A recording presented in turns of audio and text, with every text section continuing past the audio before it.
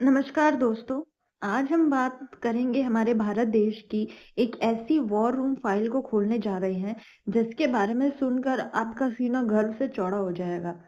Imagine करो एक ऐसी दीवार जो दिखती नहीं है पर दुश्मन अगर उसके पास भी आए तो देश के कमांडर को पहले ही पता चल जाता है। हम बात कर रहे हैं इंडिया के डिजिटल वॉर यानी कि द स्मार्ट बॉर्डर प्रोजेक्ट को। ठीक है। तो देखो हमारा जो भारत है ना वो एक बहुत ही अनोखा देश है।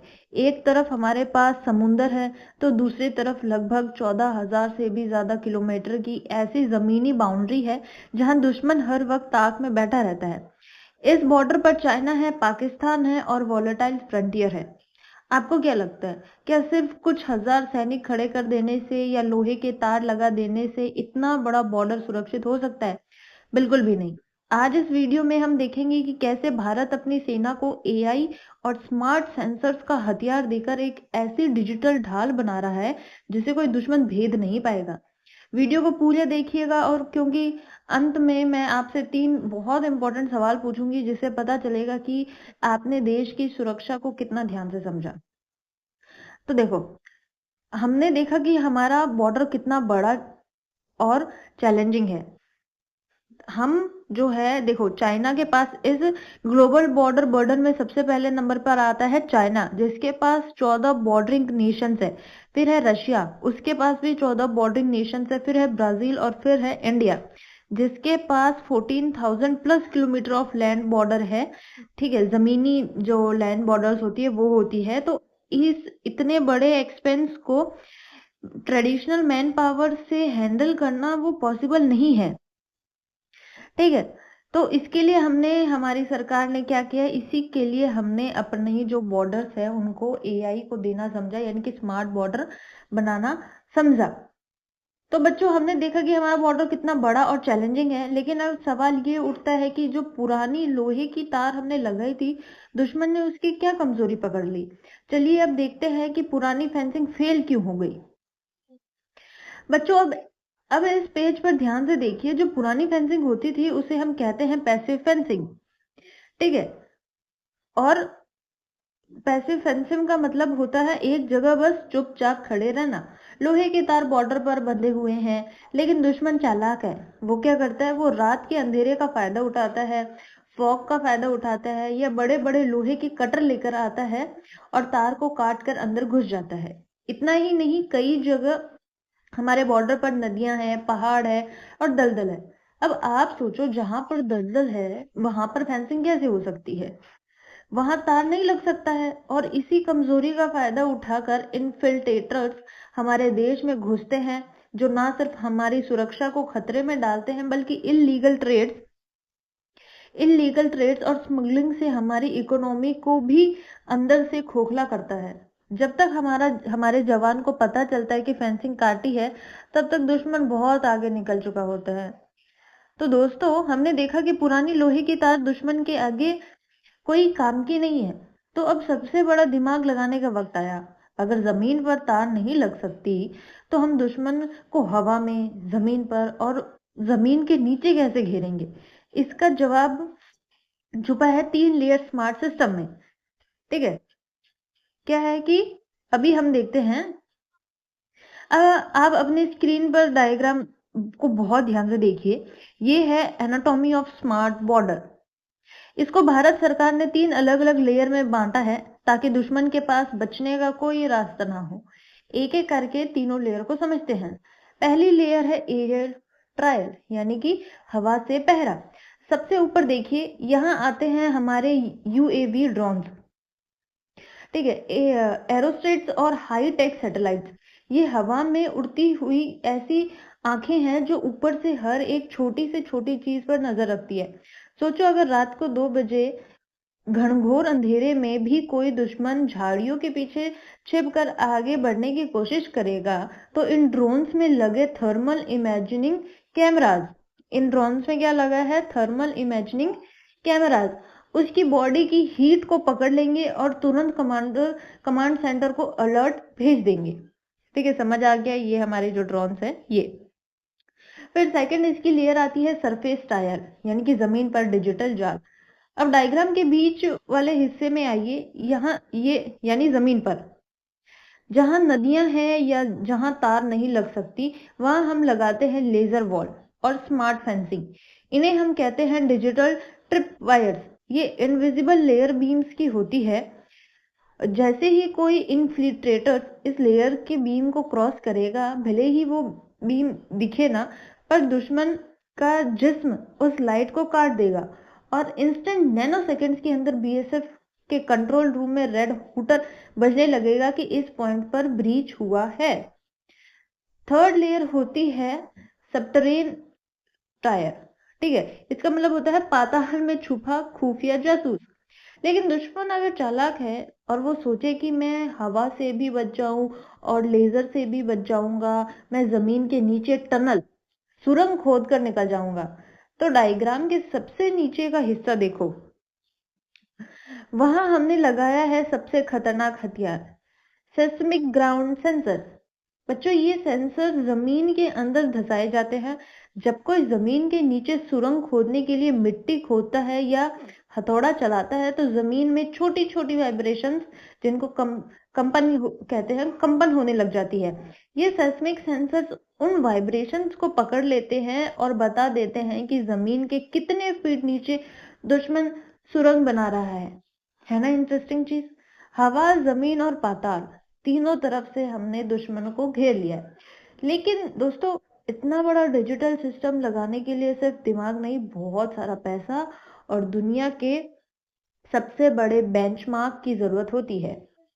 तो देखो, सेंसर टू एक्शन साइकिल को हम देखते हैं। पहले वो डिटेक्ट करेगा, फिर वो उस चीज को वेरीफाई करेगा। ठीक है, किससे करेगा? कि ऑटोमेटेड यूएवी और थर्मल कैमरास के थ्रू। फिर वो उस चीज को एनालाइज करेगा कि कोई आदमी है या जानवर है उस चीज को। फिर वो डिप्लॉय करेगा, यानी कि बीएसएफ उस चीज को संभालेगी, देखेगी। जो कि मतलब पहले वो ऐसे ही अंधेरे में घूमते थे ना, वो अभी उस पर्टिकुलर पॉइंट पर पहुंच जाएंगे जहां पर वो चीज हो रही है।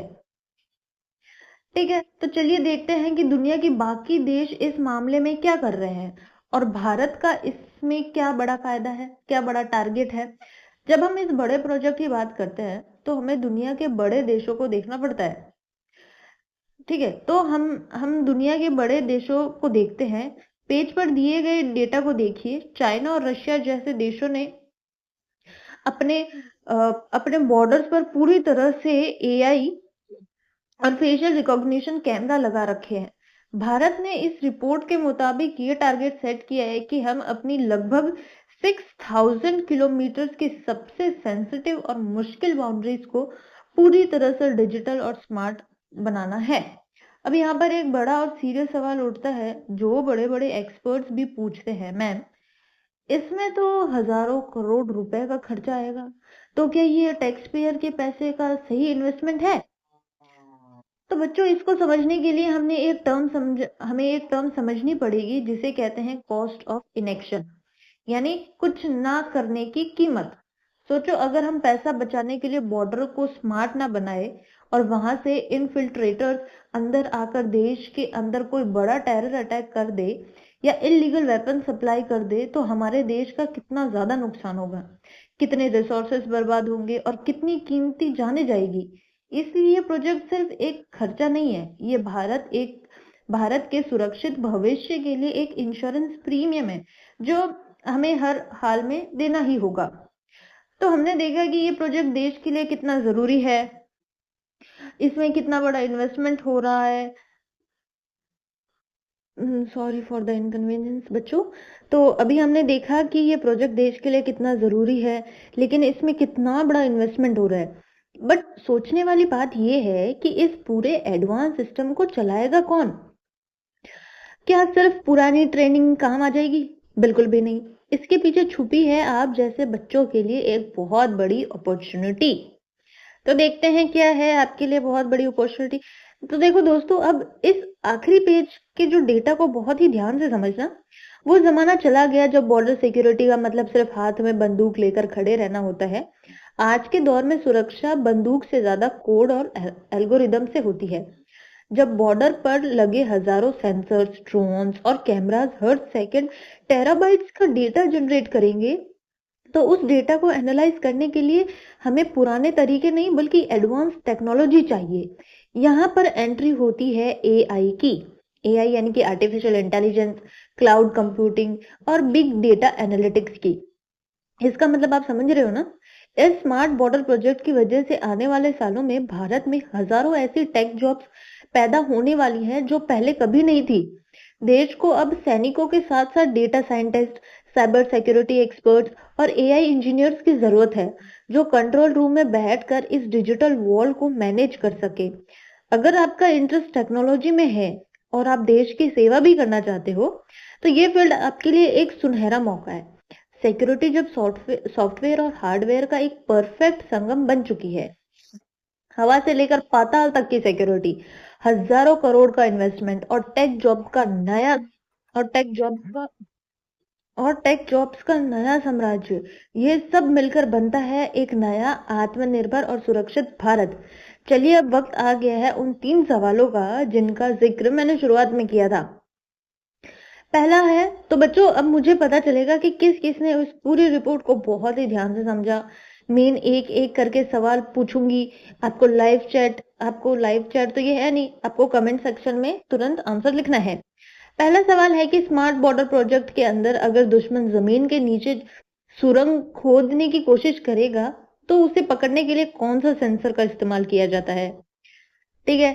फिर दूसरा है कि भारत ने इस स्मार्ट बॉर्डर फ्रेमवर्क के तहत पहले फेज में लगभग कितने किलोमीटर का बॉर्डर को डिजिटल और स्मार्ट बनाने का टारगेट लिया है। तीसरा क्वेश्चन ये है कि डिजिटल ट्रिप वायर का मेन काम क्या होता है। ठीक है। ये सारे सवालों के आपको मुझे जवाब देना है। ये जो सवाल मैंने पूछे हैं, प्लीज इनको अपने नोट्स में नोट डाउन करना, क्योंकि ऐसे सवाल ही वनडे एग्जाम्स में पूछे जाते हैं, जैसे बैंकिंग, रेलवे, एसएससी, इन सब में इस टाइप के सवाल से पूछे जाएंगे। और एक क्वेश्चन ये पूछ सकते हैं कि सबसे ज्यादा बाउंड्री मतलब कि किसके पास है। ठीक है, जैसे चाइना के पास है, फिर रशिया के पास है, ये पूछ सकते हैं। तो ये जो आज की रिपोर्ट है, इसको अच्छे से पढ़ना। ठीक है, इससे अपने नोट्स बनाना, क्योंकि इससे आपके सवाल स्टेट पीसीएस में मेंस में पूछ सकते हैं और यूपीएससी के मेंस में सवाल पूछ सकते हैं। ठीक है, thank you for watching my channel. अगर आपको कोई भी डाउट है, आप मुझे कमेंट बॉक्स में जरूर पूछना, मैं आपको बता दूंगी। ठीक है, अगर आपको आज का ये एनालिटिकल और एजुकेशनल वीडियो अच्छा लगा और आपको लगता है कि आपने कुछ नया सीखा, तो इस वीडियो को अपने बाकी दोस्तों के साथ शेयर जरूर करें।